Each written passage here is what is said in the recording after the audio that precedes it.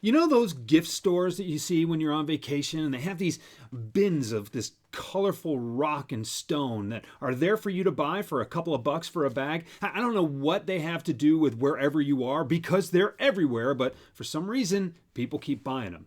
Now, these are rocks that you would ordinarily not even notice. They're totally unremarkable until they go through this polishing process. And the polishing process involves being tumbled in these containers with varying degrees of gritty sand and other substrate.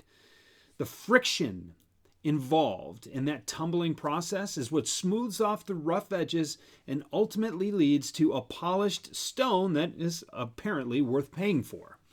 Now, stick with me here because I want to talk to you a little bit about friction. I want you to think about the friction that the year 2020 gave to all of us, provided for all of us. And there were a lot of people who wanted to run for the hills. There were a lot of people who wanted to duck and cover and try to hide from this friction because, well, it's uncomfortable. It's not good for you. It doesn't feel good anyway for you to have to endure this friction. But you had to. And you have to. And in order to become polished, in order to become better, in order to become the best, most beautiful, most valuable versions of ourselves, you can't avoid that friction. So when you look back on the year 2020, the year we just came out of, the year we survived, I want you to think about the friction that was placed on you, the friction that was placed all around you. And I want you to think about whether or not you did anything with it. I want you to think about whether or not you can still do something with it.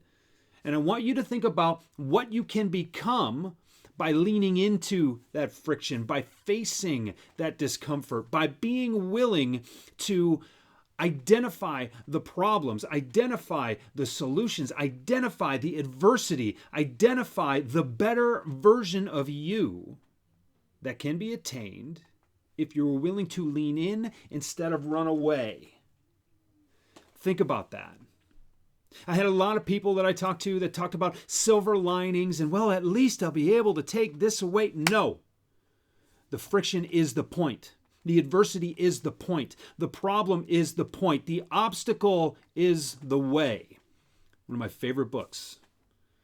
So I want you to think about the purpose that this friction has. I want you to think about the reasons that we face adversity and the better people, the better human beings, the better salespeople, the better citizens that we are as a result of going through this type of discomfort.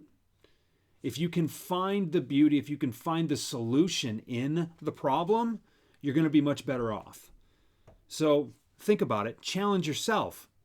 How much better off are you for having endured that last year? How much better off will you be for enduring the adversity that you are inevitably going to run into this year? And how are you going to approach it this time around?